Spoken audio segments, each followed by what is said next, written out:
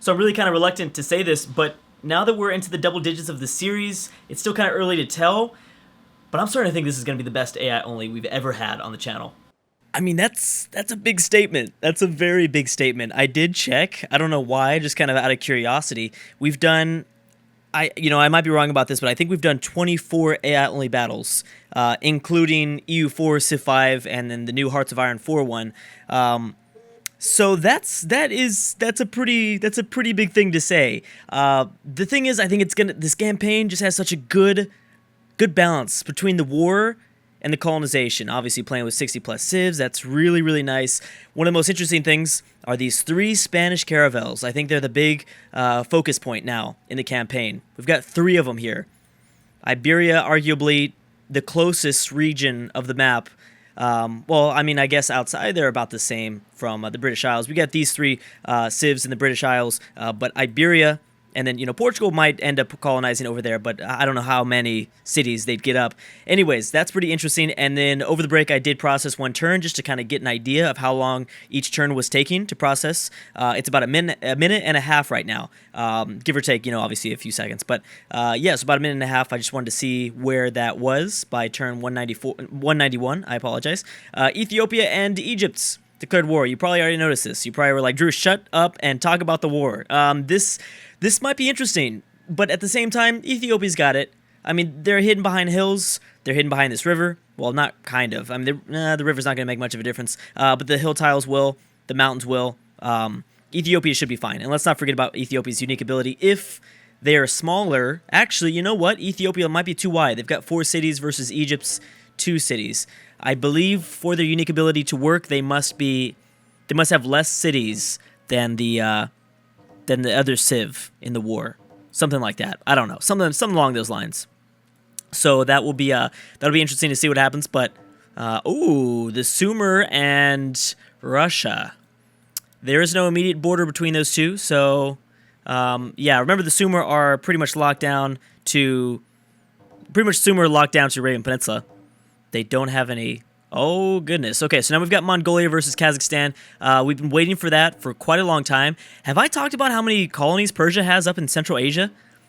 If I hadn't, then I apologize. But they have so many. And I guess I just let that go underneath my nose. Maybe I just haven't checked on this region in such a long time. Prussia doing pretty well for themselves as well. The Huns going after another city in this location. Are there any more wars? Because I actually almost missed a few of those. I almost missed that Mongolian Kazakhstan war. How's this looking like? Okay, well, here's the thing. I mean, Kazakhstan might be able to defend itself. Look at all of these units they have. Thing is, will Mongolia let their guard down enough for the Shanu to step up, move in, and take some cities? They might, because these 2 cities right here are pretty undefended for the most part. Let's not forget about this city.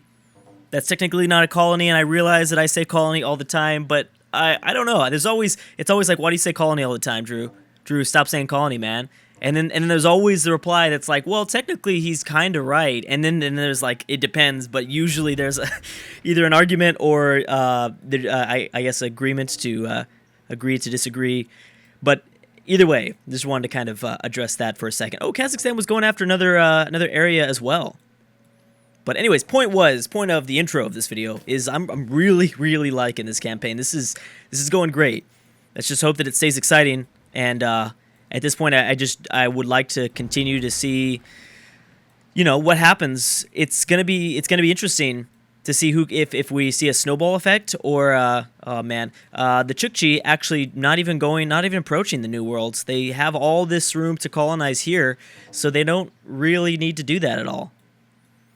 All right, let's go check on those Spanish settlers. We've got a British caravel. I'm sorry, Spanish caravels. I'm sorry. I don't know why I said that. Babylon moving through the Gulf of Mexico. They actually might not make it to Latin America. Remember, I mean, the scout doesn't have the best of vision, especially when he's embarked like this in the ocean. So there's a possibility that they might not even make it to northern South America. So there they go. 3 Spanish caravels. That's really cool. That is very cool. We got a peace deal between the Umayyad and Portugal. All right, interesting. We got to keep an eye on Isabella. Does she have 4? She has 4 Spanish caravels. Oh my gosh. I totally missed that one. Another British caravel. And, oh, we have Chola with her own unique boat. Her, him, something, whoever, whatever creature it is. I don't know. It's a mod, so I don't know. And actually, when I click on their name, we're not shown the picture because, you know, this mod does not support all 60 images of the leaders. Okay, so what happened here? Spain just captured a Moroccan city. Spain is looking good. Spain is looking really, really good. When you consider the fact that they're out exploring the entire east coast of the New Worlds, they just grabbed a Moroccan city, which is going to be something else that's coastal. Now, they might not necessarily puppet this. I mean, they might not necessarily annex it. It might stay a puppet. Either way, this is really, really interesting for Spain. They've got to hold on to it. They also need to worry about the Ashanti, because if they don't reinforce here, that city will fall. But they might have a good chance of maybe even taking over the Moroccan capital, which would be huge. Obviously, that might be spreading the AI a bit too thin. I cannot see the Spanish AI, unless they get really lucky. I can't see the Spanish AI holding on to all those territories, but it might be a good jumping off point for settlers. So we'll see about that. Anyways, we've got two new African wars: Nigeria versus Songhai of Askia. So there will be an interesting battle that takes place right here in Sub-Saharan Africa. Sub-Saharan Africa has been a really fun, entertaining region to watch so far. And then the Vandals will also be going after them too. Cool. Any other wars? No. Renaissance era for somebody? I don't even know why I mentioned that. I don't ever look at that sort of thing, that sort of stuff. Babylon and Arabia. All right, so they've peaced out. New research agreement. How's India doing? India, how you doing? How you doing, India? Oh my gosh. Oh, that's not that big. Okay, never mind. That's not that big. I don't know why I thought Arabia had more cities than they actually did. But Persia declared war on Arabia. They have no immediate front. This is going to be kind of interesting, though. Mecca is safely hidden behind these mountains, though. Is this modern-day Oman? I want to say modern-day Oman, because I think this is Yemen. I think. But anyways, yeah, so they're kind of hidden behind those mountains. We've got a Poland-Prussian peace deal. Morocco and Japan peace deal. The Huns now also declaring war on Harun al-Rashid. Is that it? That's it for the wars so far. Okay, we've got the Goths declaring war on Arabia. Now, luckily for Arabia, the two biggest threats, arguably the two biggest threats, well, actually, no, the Umayyad would probably be the biggest threat by far. And the Umayyad declared war on Persia and the Mughals. The Mughals, interesting. Oh my gosh, I can't even keep up right now. Byzantium and Persia. All right, so that's fine. A lot of wars that don't have any immediate borders, so that's good. Nothing, still, a lot of conflicts might have broken out, but nothing that we need to pay immediate attention to. Nothing that we have to pay immediate attention to. The Goths have discovered Sikh, and actually it's been quite a long time since we've checked on religion. We will check on it for sure in the next one. I like to do it in the beginning of episodes. That way people can, you know, either skip that part if they don't care about it, rather than putting it right in the middle. That's what I figured. I figured Egypt wouldn't care and they'd still go after Arabia. Yeah, I like to put it in the beginning. That way people can skip it if they want, or, yeah. But if we put it in the middle, then, you know, it's not very easy just to skip past it. Who knows? Actually, I'm sorry. I totally just blanked out. There you go. Crack makes you lose memory, apparently. Makes you lose brain cells, obviously. But we got Nigeria. They obviously had an immediate front, and so did the Vandals with Songhai as well. So we might see two cities fall here. The big one would be their capital, with 14 population, and just south of this river. Very good strategic point to have. We've got Spain and Morocco piecing out, which is probably for the best, especially because Spain has an opportunity to they probably know more about the New World than anybody else. Well, you know, they really evacuated those caravels quite fast. Well, there's still one in the Gulf of Mexico. Evacuate? I don't know if that's the correct term. Probably not. Even though they you know what? Those two caravels might have gone back because they were probably going to support the war effort, but they might come back towards North America at some point. Babylon discovering Cuba. The British back over here. Kazakhstan doing their thing. Japan was the other civ that we saw near here. Am I missing any colonization that's going on in the South Pacific? Lots of boats discovering things. Things are gonna get so hectic. So hectic. Oh my gosh. You know what? Siam might actually do this if he gets this musketman. Problem is, he is embarked, so... Well, there's another one. There's another one coming. There is a very... Okay, let's see what happens here. And India looks... Oh, we've got the... We've got... Oh, man, I always stumble here. Moria. Moria. All I have to think about is Lord of the Rings. Moria. And everyone's been making that joke in the comment section. It's been pretty funny. Like, oh, the dwarves are in this Civ AI-only battle? I thought this was, you know, kind of historical-only Civs. But yeah, Moria. There we go. So it looks like they might just settle right there. Oh, you done goofed. Why didn't you get the melee unit on... You're going to lose this unit, probably. No, you know what? The AI is very bad at targeting melee units, and I've talked about this several times in my single-player campaigns. So bad. So bad. Egypt and Spain going after Mali. Mali's okay. The Ashanti are what the Spanish have to worry about. Uh-oh. Okay, so Persia and the Chukchi declared war on Mongolia, which means it's very, very likely that... And the Vandals took their first city away from Askia. It's very likely that we will see the Shanu declare war on Mongolia too. Actually, you know what? That wasn't a coalition war. That was a team war that was declared. The Chukchi actually have no immediate border with Mongolia. If you want, maybe this, if you want to count that, they have a chance. But that's about it. So they must have lost a considerable amount of cities. Kazakhstan actually looks, and boom, the next Songhai city has fallen. Kazakhstan actually has a really good position here. They're hidden like right in the middle of these mountains. I mean, they don't really have anything protecting this flank, but you know, the lower they go, they're looking good. They probably will survive. I wouldn't be surprised if they survive for most of the campaign. So who went to war with Mali again? It was Egypt and Spain, but none of them have a chance of taking over Mali. Yeah, Mali's pretty safe with just one city. Spain, there's an immediate border there technically. So, I mean, they might try something. This actually could hurt Spain a little bit. Spain, do you have any settlers yet? I mean, this is a moral difficulty, so I'm guessing that they don't really have to worry about happiness at all. Even on Emperor difficulty, they don't have to worry about happiness at all. Clearly, there seems to be some sort of bug going on here. That's pretty normal. We've seen that several times before. Yep, Mongolia's gotten out of that war with Kazakhstan. That did not take them long. I find that kind of unfair because AIs usually never let me get out of a war before like 10 turns. Like, they will force you to stay in that war for at least 10 turns, even if they're getting their butt kicked. They will not give you peace.